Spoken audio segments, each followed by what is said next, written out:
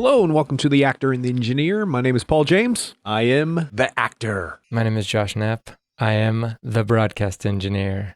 I'm just gonna mimic what you do. So that's just my thing. Halfway through it, I'm always like, oh, I say the same thing, and I know you love that. And we've had this conversation a million times, and every once in a while, it's just so silly just to be like, oh, I can roll with it, man. Paul James. I can roll with it. But at the same time, we're talking about the Five Bloods today, and there's definitely some great acting that goes on in this movie. So if you want to say it theatrically, you're more than welcome. If you want to interconnect me with the talent of this film on any level, I will take it on any level you want to dish it out. So thank you. So you get a compliment right off the top. So I'll take it. This movie came out on Netflix. It's Spike Lee's new movie. It came out on Netflix a few weeks ago, and we knew we were going to talk about it, but we had a couple other movies lined up ahead of it, and so I was looking forward to watching this movie. And it's interesting because I don't know if it would have come out in I think it would have come out in the theaters if it weren't for all the coronavirus stuff, because this was a high profile movie that Netflix produced. So it would have been really, really cool to see this in the theater. But at the same time, there's a few cinematic tricks that Spike Lee uses that I think are very effective in watching it at home on a widescreen TV. I think it affected me a little bit better than it might have. It would have been a little bit weird in the movie theater, especially with some of the aspect ratio stuff that goes on in this movie, which I'm sure we'll get to. But so this film is about 4 African-American vets, Vietnam vets, go back to Vietnam, and one of the Five Bloods,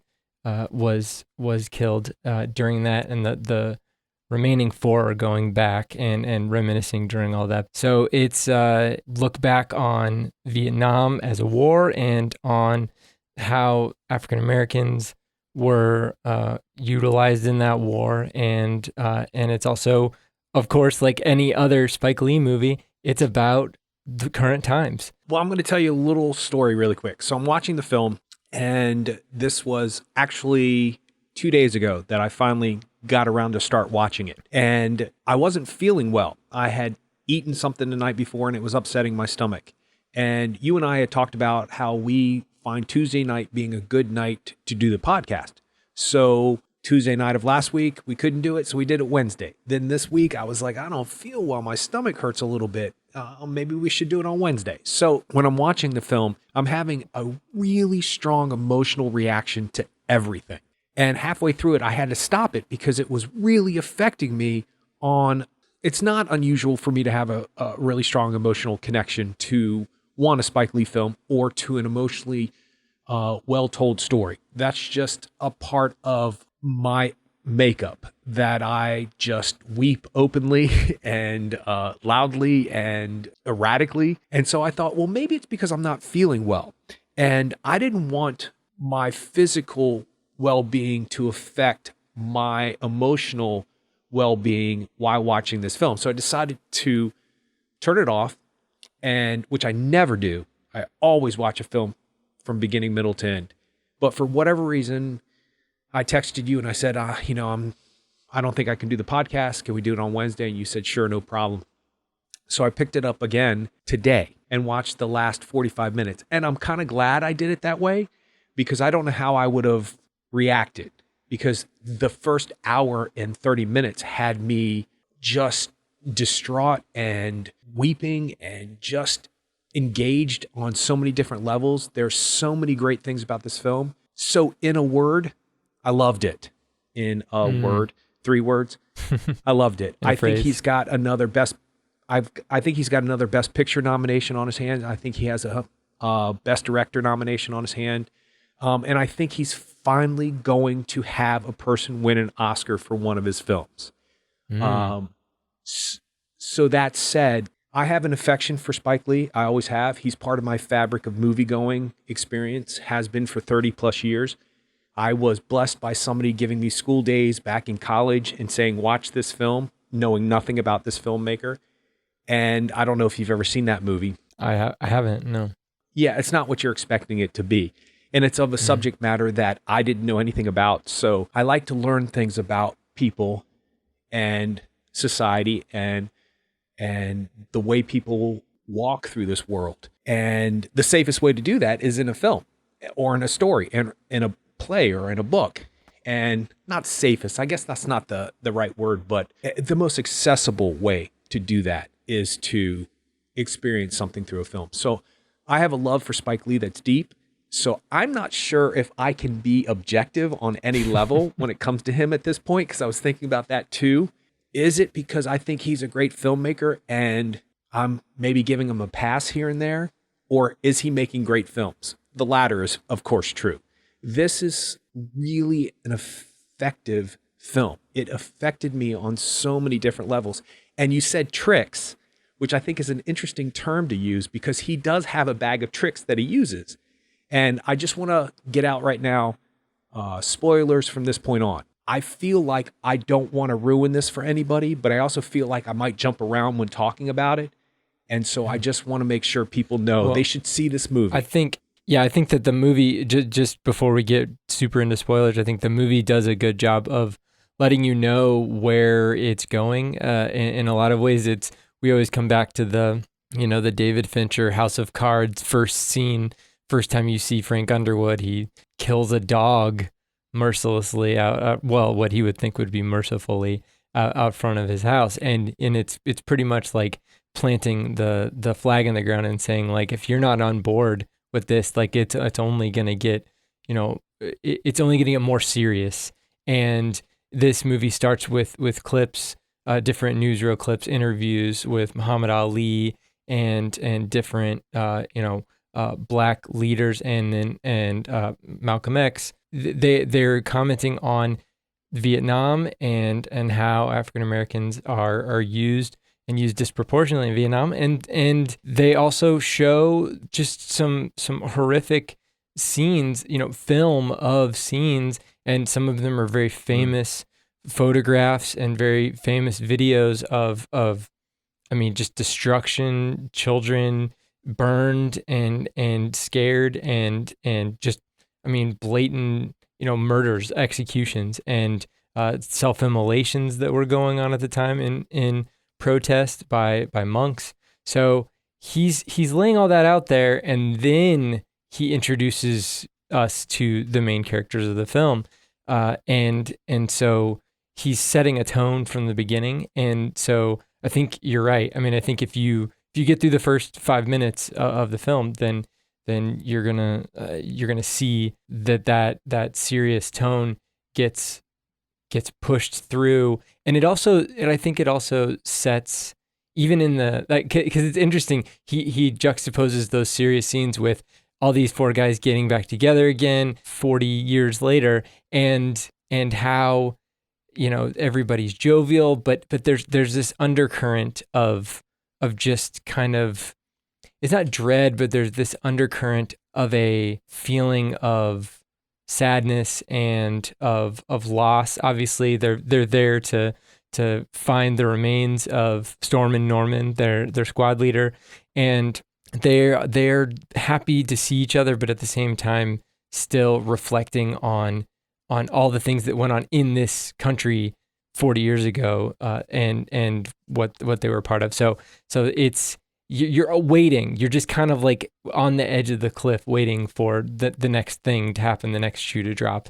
So and we get that as the film goes on. But yeah, I mean, we can get into spoilers. I just think that Spike Lee does a really good job of getting everybody kind of in a mindset, and he utilizes footage all the time. He obviously did the same thing in BlacKkKlansman, which we talked about last year, and he also has used it in Malcolm X. I mean, he's used it in different films to have. I mean, even at the end of Do the Right Thing, by having quotes up on the screen. I mean, there's ways that he kind of like, he doesn't. Well, I mean, he disarms the audience in general. So as far as some of the tricks that he's used, but have you heard, or have you noticed any other filmmakers do similar things or do it as effectively? I've heard criticism about Spike Lee doing stuff like this, that he strays away from the actual human emotion by interjecting history into his movies. One, I will answer this by saying I thought about that quite a bit, actually. Two, it's not a necessity for some other filmmakers' points of view to do that. So Spike Lee's subject matter lends itself to that. So it's a smart move to interject that. Now, other filmmakers do comment on society at large during their films. Well, sure. But I think that because the specific subjects lend themselves to this historical backdrop, and in particular, this one is a prime candidate for that because it's about going back to something that is part of these people's histories, that is part of our history, that is part of a history that, like you said, African Americans were disproportionately being abused, if you will, during Vietnam. And that is continuing to this day. So the history lends itself to the backdrop. He does do it in a couple of other films that doesn't necessarily have anything to do with this part of history. He uses the 9/11, the Ground Zero, as a backdrop to the 25th hour. I think it's Edward Norton's apartment overlooks, or it might be Philip Seymour Hoffman's. No, it's Edward Norton's apartment, overlooks Ground Zero. So whenever they're in his apartment, there's a camera shot of what's going on outside. And Spike Lee also used a very prominent Bruce Springsteen album of the time called The Rising, which has a lot to do with 9/11, and different songs have a lot to do with 9/11. So he does have a tendency to do this. I know other filmmakers do it.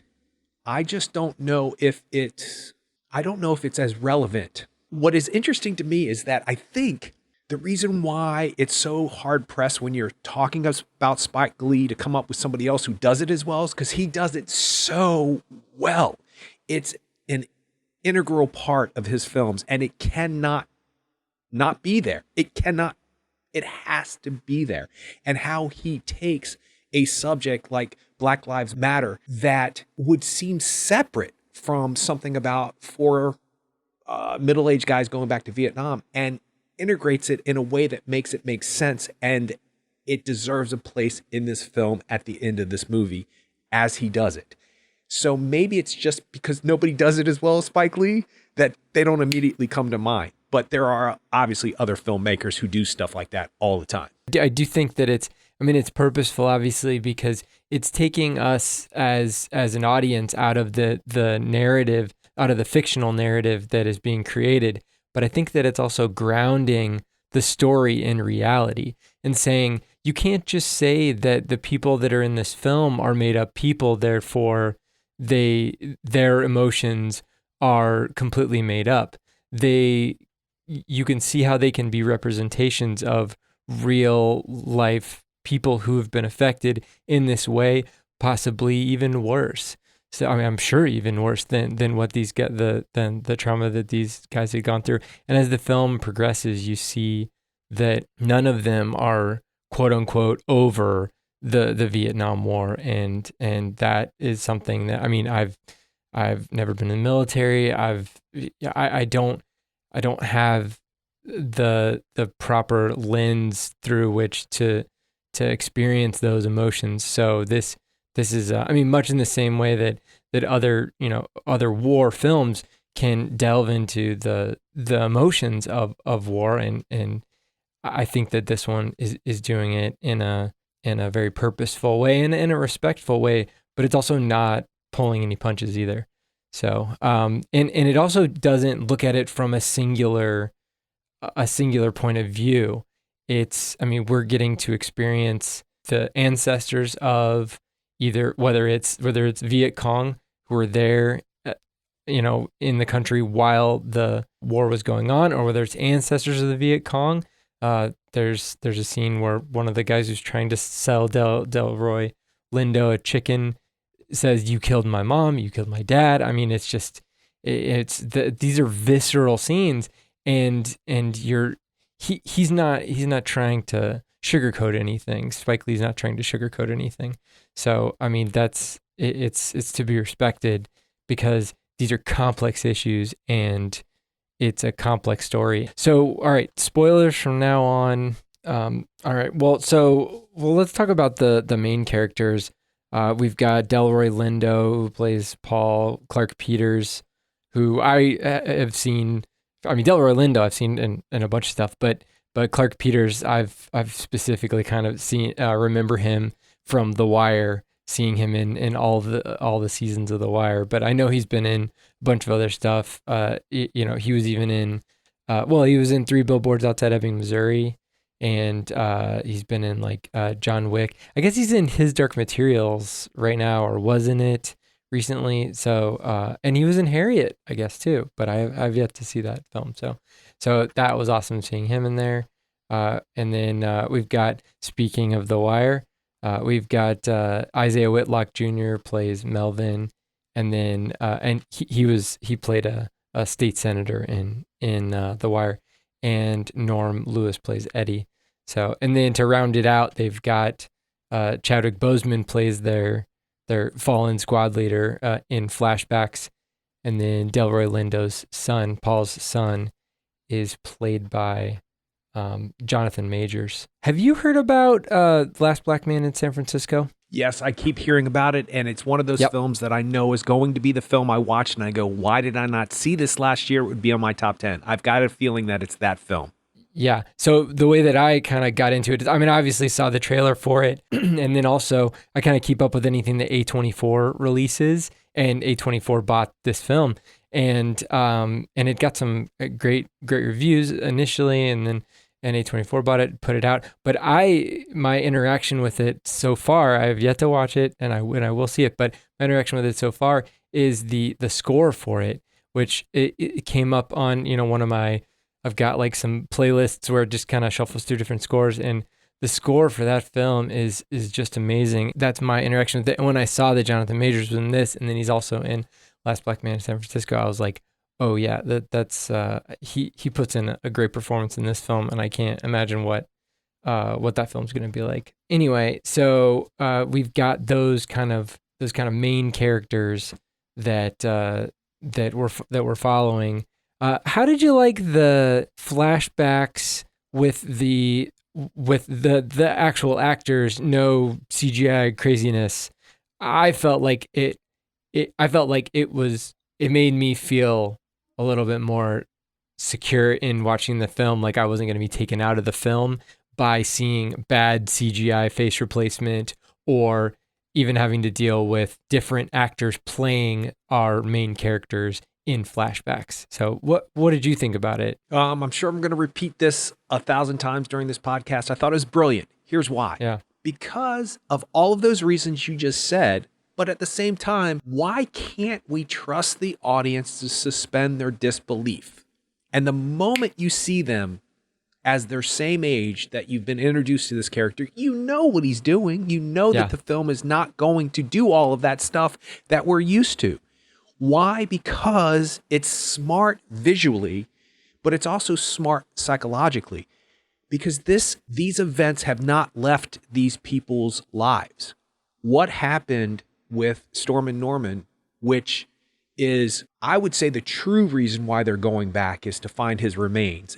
It happens to be that there's also gold, but for narrative reasons, that ups the stakes for the film, that there's gold, because you're very quickly introduced to Spike Lee's version of Treasure of the Sierra Madre. And I'm thinking to myself, is this my imagination? Is this my imagination? Am I reading something into this? Is he borrowing? Is he adapting? Is he turning something on its side? Is he trying to show a new version of this? Okay, it's just my imagination. It just happens to be that there's going to be a man who's losing himself looking for gold, which is the Treasure of the Sierra Madre.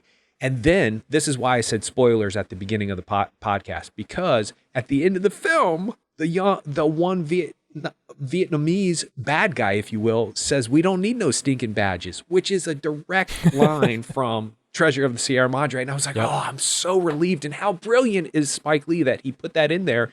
And the whole entire film, it peppers and colors and decorates the film in a way that makes it a better movie for me.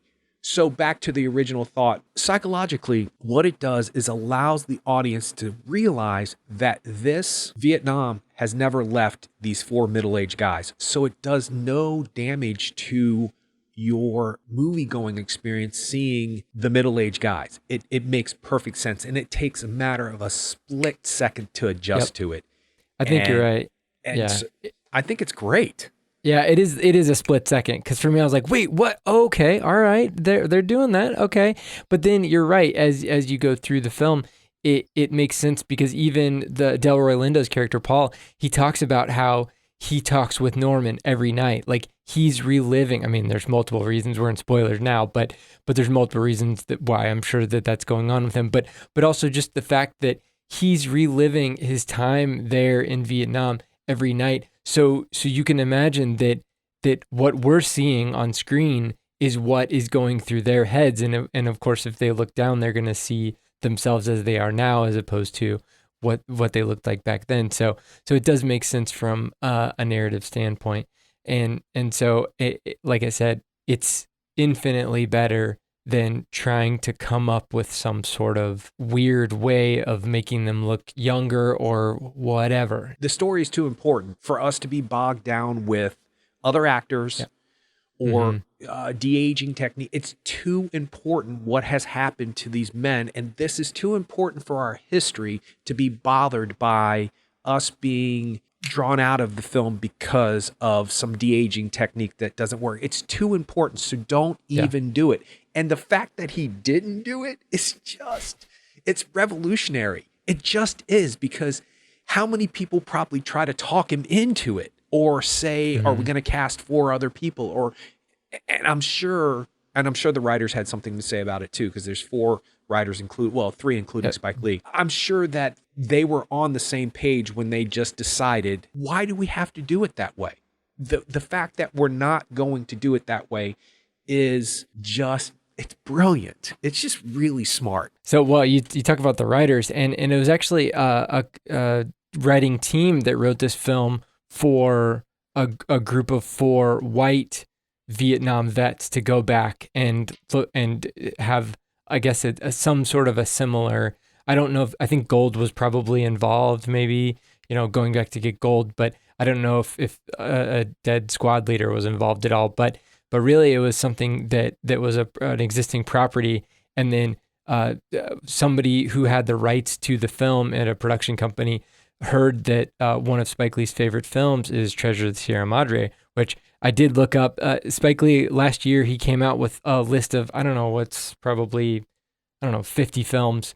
And on that list, it's his essential film list. And on that list is Treasure of the Sierra Madre. There's actually a lot of John Huston films on there, but yeah, it's a great list actually. And it goes all the way back to really old movies, really new movies. It's all over the place, but he's got some great picks in there. So you should definitely Google Spike Lee's essential film list. But they found out that he loved Treasure of the Sierra Madre, so they brought it to him and his writing partner Kevin Willman, and they took it on. And they were at some point, this film was supposed to star Denzel Washington, and his son was going to be played by John David Washington, and then and Samuel L. Jackson was attached. So I mean, this film is a great film, but it is interesting, the sliding doors world of The Five Bloods, starring a real father-son team, Samuel L. Jackson. I mean, yeah, I think it was scheduling conflicts or something, but still. So I mean, that's kind of like the backstory behind why there's 4 writers. It's mainly like 2 writers, and we've talked about this in the past. You can kind of tell that it's 2 groups of writer pairs because of the use of the word and, A and D, and the ampersand. They delineate things like groups of writing teams versus independent iterations of writers. So that's a weird like Writers Guild thing. But yeah, so that's why there's 4 writers in this film. It's not that they needed 4 people to break the story or anything like that. So, but I still think that the use of not only the device of having the main actors be in the flashback scenes, but then also the use of 16 millimeter and 8 millimeter film, and the use of the like the Ektachrome film that they used. It has a very, like, it's a Kodak, like a very special color profile to it that it differentiates between, obviously it differentiates between the present day stuff, which was all shot 4K on a, like an Alexa or something. I mean, it was shot on a nice 4K digital camera versus the old footage. So I think that's a big difference that helps to ground you in whichever time period you're in. But then also, even more than that, is the use of aspect ratios. So I'm sure you noticed, but the fact that the film starts in a 4:3 aspect ratio, essentially square, and then we move into the present day scenes, which is a 2:3:5. Well, it's like a 2:4 ratio. So it's like a super widescreen type ratio that a lot of films are shot in now, and it would go back and forth between the two. And what you would normally see is a cut, right? Like if you're going between old aspect ratio, new aspect ratio, square to rectangular, you'd see a cut. But he purposefully extends that and essentially does like a wipe between the two. He expands the black bars, contracts the black bars. And that is what I was saying earlier in the podcast about going to be very difficult and very frustrating for a movie theater projectionist, or any movie theater to deal with, because the way that movie theaters work is they have these curtains that they either pull in or pull out based on whether it's a 1:8:5 movie, whether it's like a regular normal widescreen movie that you would see on a television screen without any black bars, or whether it's a wider aspect ratio, a CinemaScope film, which is the 2.4:1 aspect ratio,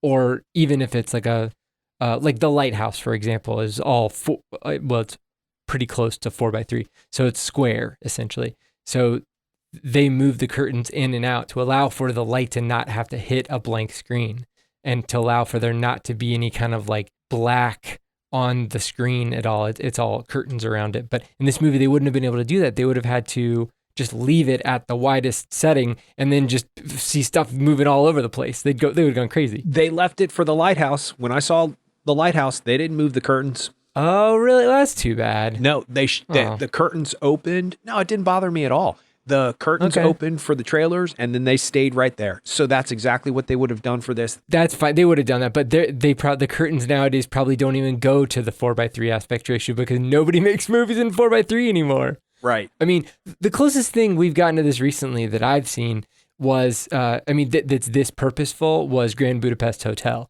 where there are specific time periods that are shot and shown at 4:3 aspect ratio, and there are other time periods in the film that are shot widescreen or Academy. So in this film, they move back and forth very, very easily between the 4:3 and the 2:4, the CinemaScope. So they go between the regular square version and the CinemaScope version. But the part that really got me, and I'm so excited about, was when they actually made it to the jungle to go on their expedition to find Storm and Norman's remains. It started with a completely black screen with those bars stretching from the center out, and the sun is in the center of the frame. And not only does it stop, see, I assumed it was going to stop at the 2:4. I assumed it was going to stop at a CinemaScope aspect ratio, but it keeps going and expands it out. It's kind of like in IMAX movies, where I don't know if you've seen any movies in IMAX, but there's certain scenes. I remember Dark Knight, seeing that in IMAX. Even some of the Mission Impossible movies, where there's scenes that are specifically shot with a particular IMAX film, and they fill up the whole screen in IMAX, but most other film uses that 240. So when it expanded out to that Academy, to fill my TV essentially, I felt like we were moving into a new portion of the story, a new element of the story. And And also it was a marker of time. So I think that it's so cool that he's got these ways of keying in the audience. And I think for me and for you and for other people who are like super geeky about this stuff, like I picked up on it immediately and I was like, oh, it's so cool. But for other people, it may be one of those things where it's a some sort of like it's a hand wavy thing that the filmmaker is able to affect change in the viewer without the viewer knowing. It's like a magic trick kind of, where the viewer's like, something's different. I don't know what it is, but it's different. And I need to pay attention maybe a little bit more, or I need to key into this a little bit better. And so I just love things like that, where they're subtle, but they're effective. All right, so I'll tell you this really quick because we've talked about this before. I love Crooklyn, one of Spike Lee's films. I love that movie. I think it's my favorite. There's something about it that just appeals to me. I don't know what it is. I can't describe why I think it's my favorite. I'm not a big fan of saying my favorite of a filmmaker because, you know, different films are different films and they affect me differently. The reason why I bring that up is because in that film, the family lives in New York and the young lady who the movie is about, she goes down to the South to visit her relatives for the summer. And what he does is he scrunches the film, literally scrunches the film. It looks like somebody exaggerated it and pulled it so people are stretched and they're not in a normal form. And I remember it happening in the theater and I thought, this is so brilliant. Oh, by the way, Delroy Lindo is in Crooklyn. He's the father in Crooklyn. So when he decided to do that in Crooklyn, scrunching the film, I was raised in the South and I went up to the North for my summers. And as a young child, that's exactly what that feeling is like, that your whole world is all of a sudden scrunched into a perception that is not normal to who you are because you're in a different environment. Although you're in a relative's house that you've been there before, she's probably visited this summer down in the South many times. And just like me, I went up north many, many times as a child. But when you're 10, 11 years old, that's exactly what it feels like when your whole world is, you know, neighborhoods in suburbia with green street or green grass yards that are the size of half football fields. And you have all this wooded area. And then you go up to Philadelphia, New Jersey, New York, and everything is like concrete. And there's like little patches of green. Everything is completely 100% different. So when he did that in Crooklyn, I was like, yes, that's exactly what it feels like when you experience this as a child.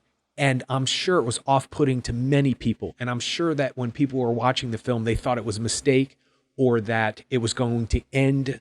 It was going to expand once she was in the southern area that she went to, but it doesn't. It stays there for a good 30-minute period of time in the film. So when he does this in The Five Bloods, it just made sense to me because why put up 1971, North Vietnam? You know, you're going to put up some kind of poster that says the time period or 1985. Why do all of that when it's about a feeling? And that brings me to my third point about it. It is about a feeling when he does those different ratios with the film, but it serves the narrative.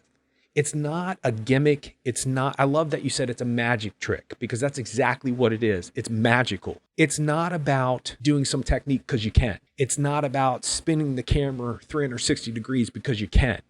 It serves the narrative. And I don't think, and I've seen, I believe all of his films at this point, I don't think that it has ever served it better in one of his movies.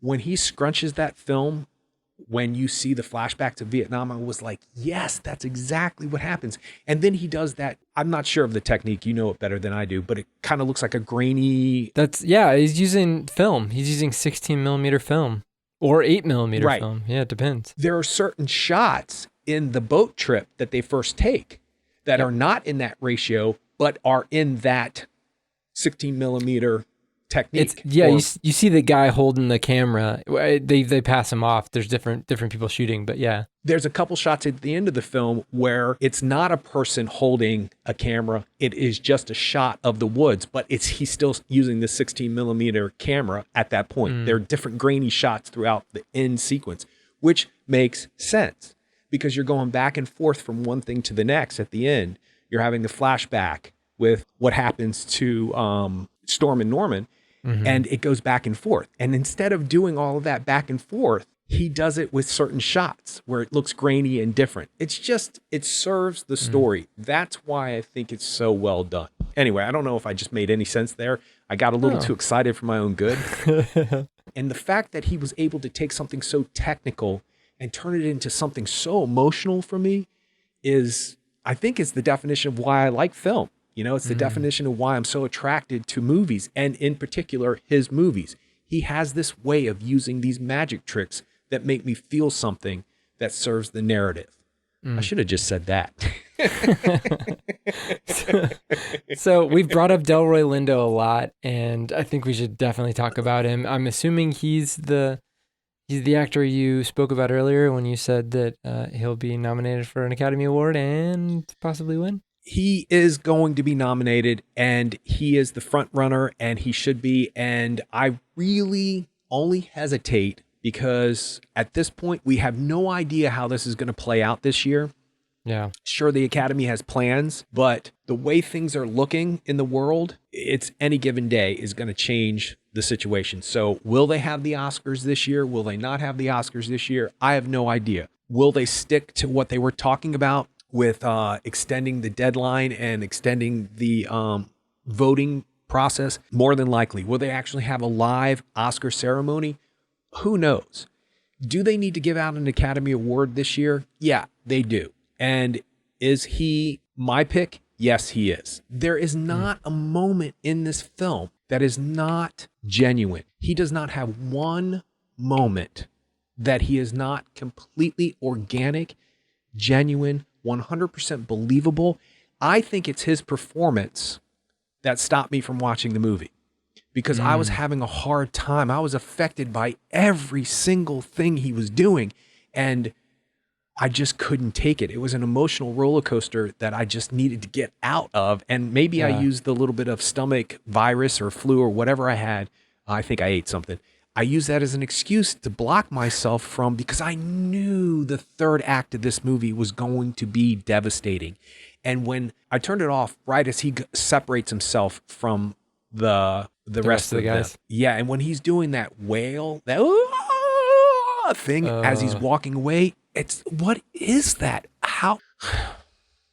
So you didn't get you. So when you turned it back on, you saw his direct address to camera, his like breaking the fourth wall, and that's like getting you back into this film. That had to be a really, really trying. But yeah, that's it. It's those opportunities I think that are given to those to an actor. It's kind of like, it's not even like teeing you. I don't even know if it's necessarily teeing you up, like, you know, giving you like an underhand toss, or, you know, putting the ball on the tee. It's like, I'm going to give you a pitch that if you hit it, you will hit a home run, but the chances of you hitting it the chances of a regular person hitting it are very low. So you give someone a difficult subject matter and a character that is racked with all of these different emotions and has experienced all of these different experiences. And then it's just like, let them go and see what they can do. And I think that, yeah, Delroy Lindo did an amazing job and made his character. The thing that I was affected by was not necessarily the overt emotionalization or his external emotions like you were talking about. It's the scenes where, especially that scene where he's in the back of the boat before they even get there, and that the guy who's trying to sell him the chicken, which we brought up earlier, but their interaction from beginning to end. It's actually, the worst part was not when it kind of blew up between them. The worst part was the guy just saying, like, you know, buy this chicken, and him saying, like, nope, I'm sorry, I'm happy, you know, get away from me. It was that kind of like he's bottling up all of these emotions and all of this stuff that's going on in his head, and it has been going on in his head his whole life, really, since he's been to Vietnam, and he's confronted with this, and he is keeping it together because that's what he's supposed to do. and you sense all of that tension, but he's not doing anything. Like, he's not physically doing anything, but you can get a feeling of that there's something going on in his head that is just causing him so much distress, and it comes through. It comes through the screen. So I mean, those are the scenes that I was just like, oh my God, I can't see one more minute of this. Ugh. Yeah, it's tough. It's not that it's not only brilliantly acted on his part, but the way that it's written, I knew cathartically you would understand Paul. His character's name is Paul. You would understand Paul in a different light by the end of the film. But up till he leaves them, he is kind of set up as the antagonist in the film. He's sort of the disgruntled one. You're right. There's something boiling over in him. He wears a Make America Great hat, and he's a black man. So you're set up on some level to dislike this guy or not relate to him. So when I turned the film off, I knew that on some level we would have an understanding when I kept watching the film of where he was coming from and why he was coming from that point. And then you find out what you find out. And it's devastating because the whole entire time, because of Delroy Lindo's immensely cathartic performance, you sense that is there the whole entire time. So when you find out what happened to Storm and Norman at the end of the film, it's there the whole entire time. That's why you never really dislike Paul. You never really cut him off. You never really just say, I don't like this guy. He's kind of a pain in the ass. I don't like him. I don't like his attitude. I don't like his disposition. Why is he even doing any of this stuff? Why does he care about the remains of his friend? You quickly learn that there's gold involved. So you would assume as an audience member that this is why Paul is doing what he's doing. But then it's like most great films. First of all, it's a 90%er. It's a father and son relationship film, which is not a surprise because that's just one of those themes.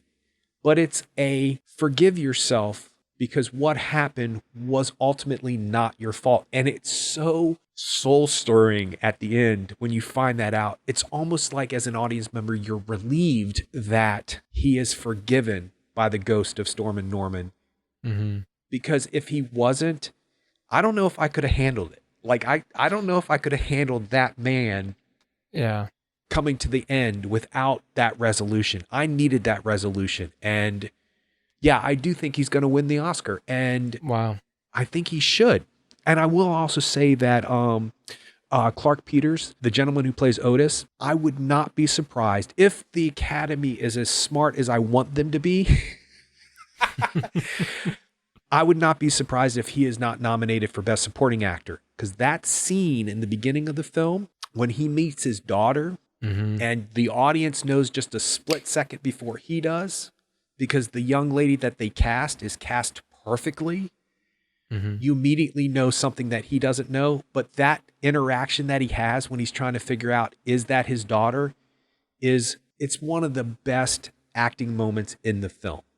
And I implore you to go back and just watch that scene again, because that's true acting. And he says nothing. Yeah. He says, he makes it obvious what his point is. He's like, is that, but up to the, yeah. Wow, oh my God, it's so good. And the Academy, I will give them credit. They have the ability through history to recognize things that most people do not see as Academy Award nominated performances until after they're nominated. And then once they get nominated, people go, oh yeah, he was really great in that. So I would like to see him get a nomination too. That said, Delroy Lindo is at a certain level, but everybody else is there too. The son is great. All of the rest of the friends, they're all on point. But there's just something that transcends. And people have been talking about Delroy Lindo and an Academy Award nomination. And at first I thought it was just because he has this bravado and this presence and this demeanor that makes him the person you watch when everybody's on screen. But it's not. There's a vulnerability. And I think you're right. I think that chicken scene is a really good scene to point out, because and he's trying to be respectful. Yeah. He's trying to say no. And then you see the frustration start to come in, like, no means no in all these countries, right? Other countries, right? Mm-hmm. What's the deal?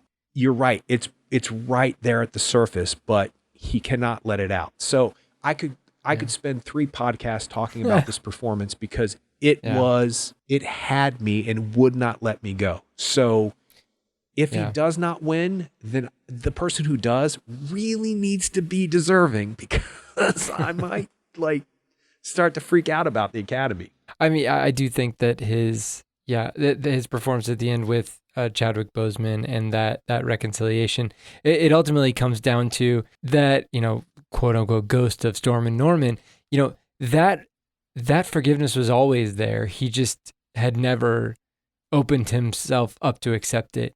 And because of that, it affected his life.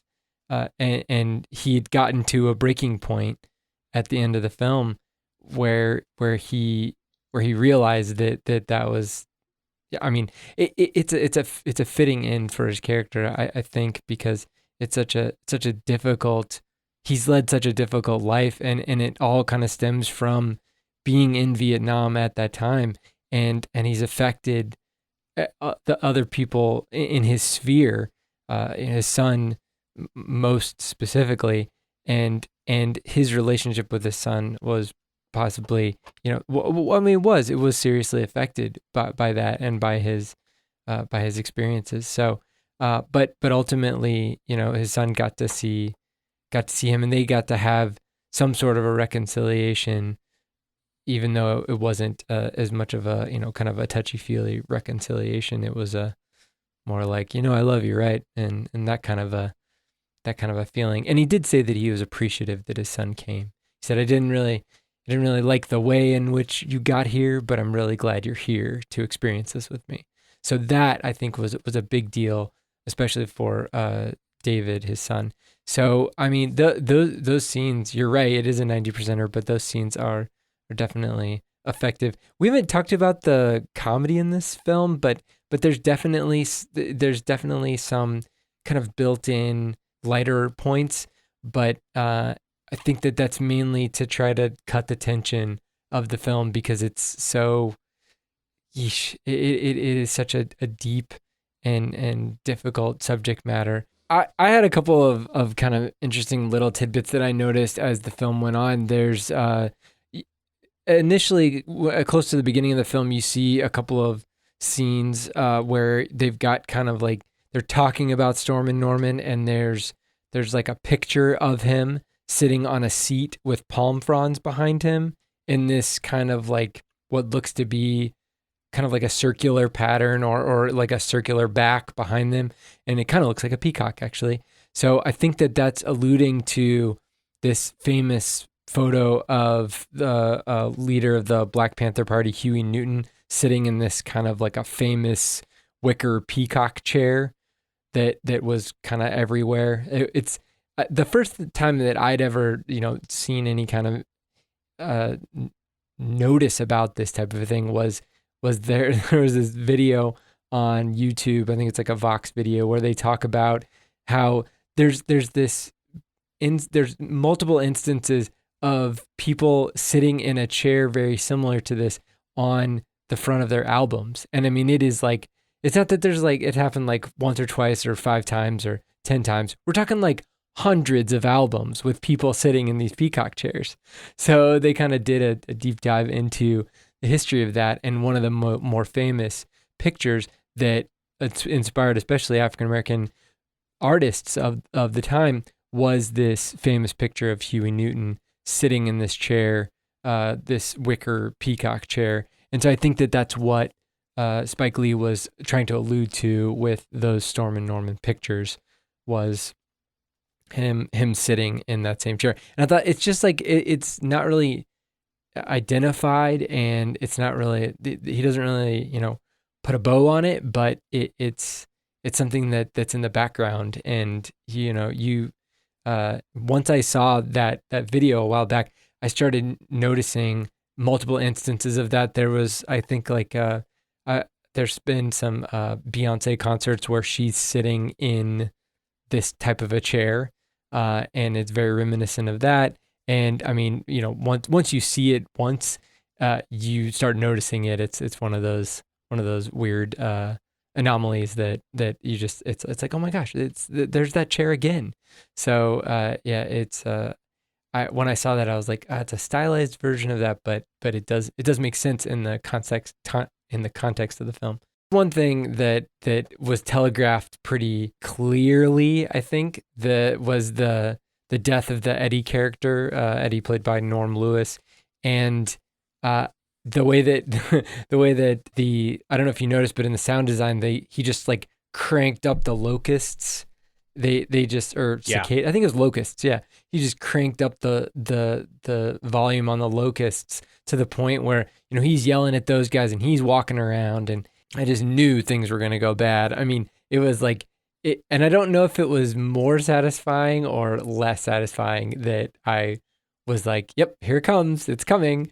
And maybe the fact that he stretched that out made it a little bit better, because it was obviously shocking. Yeah, it's crazy, violent, and just the thing that makes it acceptable to me, and I don't know if that's the right word to use, is because for about a half an hour before that, I'm going, watch where you're walking. Watch out for mines. Watch where you're walking. Why are you guys not paying attention to the trees? Watch out for snakes. Watch out for stuff. Like, as an audience member, now, I have a little bit of a deeper research into Vietnam because I did a play back in the day where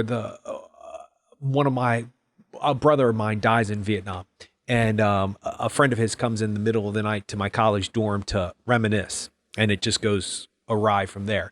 And so I did a ton of research about Vietnam and saw a ton of movies. And side note, I find it interesting that this subject matter has been used in films for decades now, since the actual conflict, war. And this seems to be a reimagining or reinvention. What's the word I'm looking for? A new take on a Vietnam War film, because this is a Vietnam War film, but it's not about the actual war. Yeah. And it feels like I hate to say fresh take, because that sounds like it's downplaying the devastation of war. That's not what I mean. It doesn't feel like it's a vehicle to establish a narrative. It feels like part of the story, and it needed to be for middle-aged guys going back to Vietnam and all of the stuff that happened. First of all, that opening helicopter sequence is amazing. It's one of the best Vietnam War film shots, takes, like a battle scene. Scenes, battles. Yes, thank you. That I have ever seen, and I've seen a lot of Vietnam War films. So that said, it's a good take on it. So when he is bouncing around, and by the way, I think it's cicadas, by the way, because he mentions that in the film. He says, "What's that noise?" And he goes, "Cicada," and he goes, "They don't sound like that at home." And he goes, "We're not at home," which is a great sequence and great dialogue. So I think there's cicadas. Mm-hmm. Yeah, they start to get louder, and he's doing the thing, and I think if you don't have that sense of almost comic relief going into that scene, that it would have been almost too much for the audience to know and to see this happen. Because just right before that, Eddie gives you a backstory about how he is not doing as well as everybody thinks he is. His life is crap. He has no money. He's faking it. And so when he is the first one to really, his story ends in such a devastating way. If it hadn't been led up to that point in almost a comical way, which a lot of events in this film kind of have a comical feel to it, I think it would have been too hard for the audience to take it, because it is gruesome. And it is, he does not pull any punches. Spike Lee does not pull any punches. You see everything that you think you would see, all the way down to an artery spewing blood. And you're like, whoa. It would not have been handled by the audience as well if we hadn't had some kind of lighter touches, especially going into that scene, and then it's also off-putting because you're kind of thinking he's having a little bit of a temper tantrum, if you will, and then ba-boom.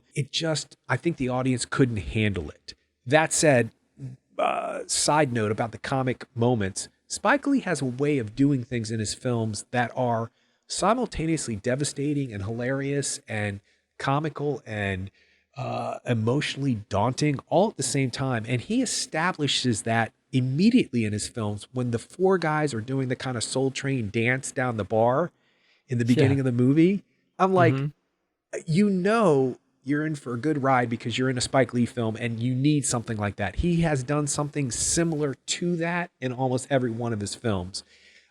There's different takes on it. In Malcolm X, Denzel Washington and Spike Lee go strutting down the street in their big hats and their big plumes and their zoot suits, if you will, pinstripe zoot suits. And they do that kind of funky, keep on trucking walk that they do.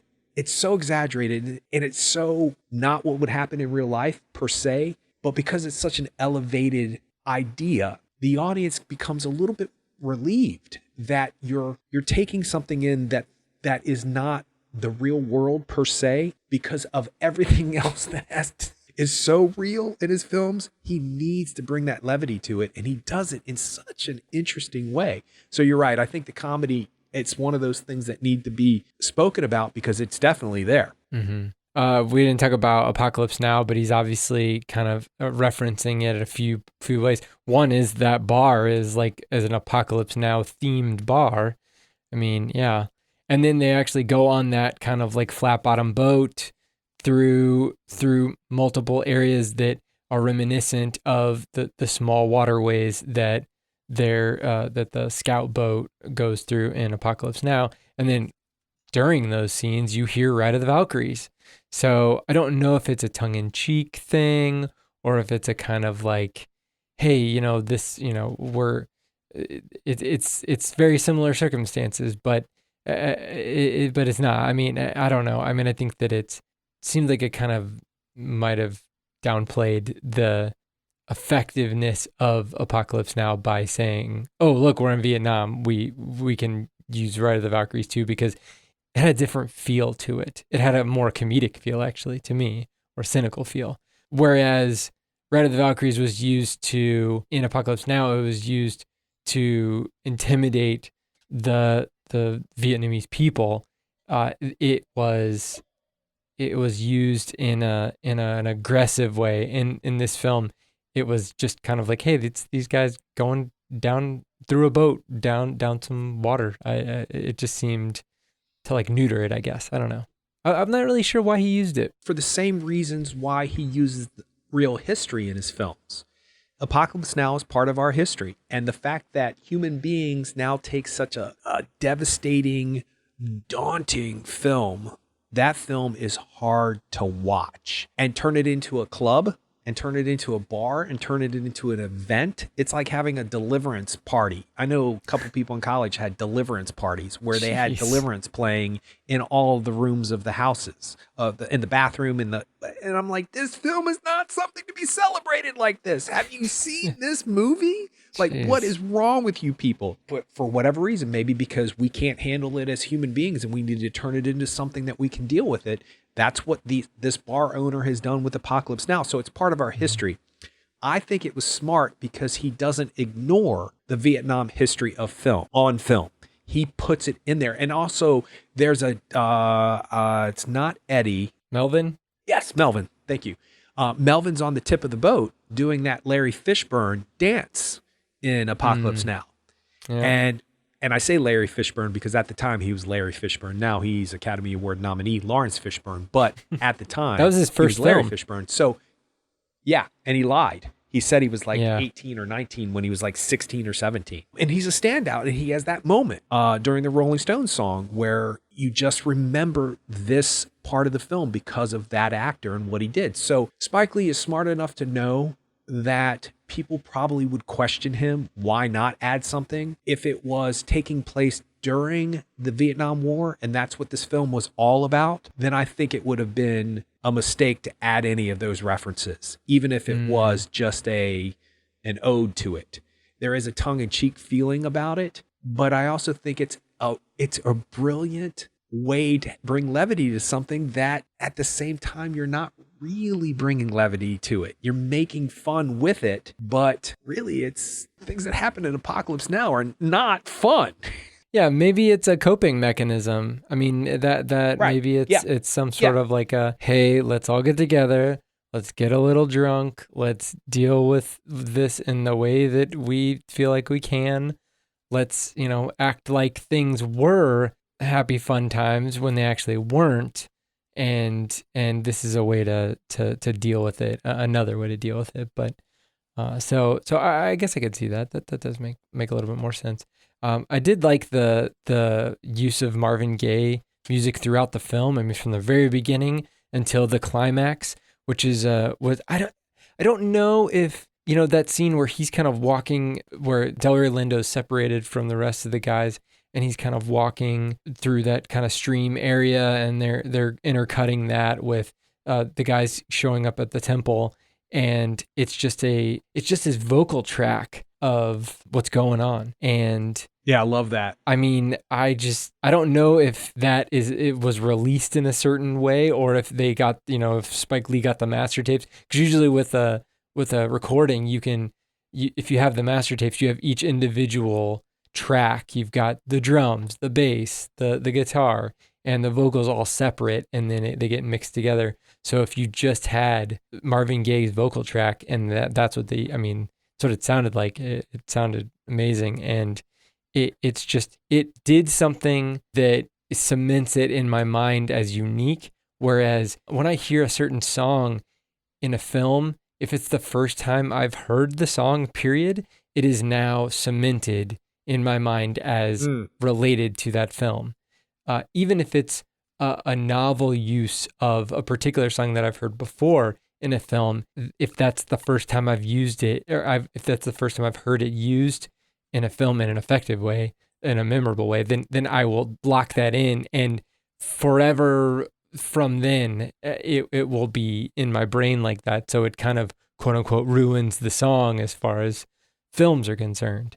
So there have been maybe a handful of exceptions to that. Martin Scorsese likes to use Jumpin' Jack Flash, and there's different there's different versions of what I'm talking about where a single song is used in multiple films, but still they get locked in for me. And I have heard what's going on in other films, but I've not heard it like this. And this is unique, and it is once again imprinted in my brain for this film.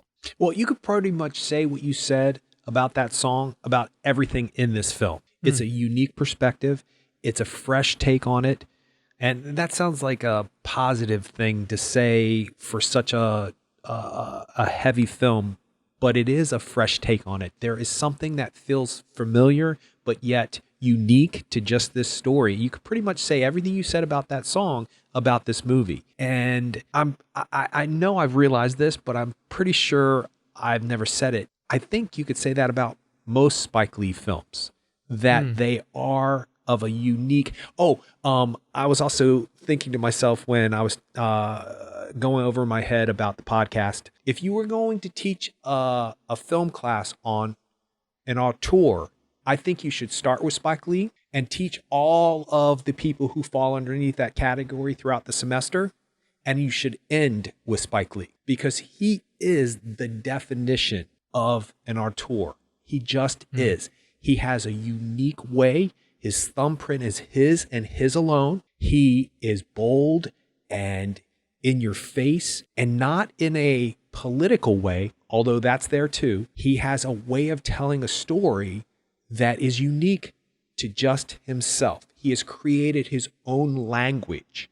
And I think it would take a semester of learning about all of these other people, Paul Thomas Anderson, you name them, Kubrick, you name them, Coppola, but the language that Spike Lee has created. And I'm not talking about his dialogue or the lines of his movie or the interaction between characters. I'm talking about his film language is unique to himself. And that brings me to one of my last points. Do you know what I was thinking by the end of this film? Do you remember what we talked about with Black Klansman? How Spike Lee does a certain shot. Yeah, when are we going to get the dolly? Yeah.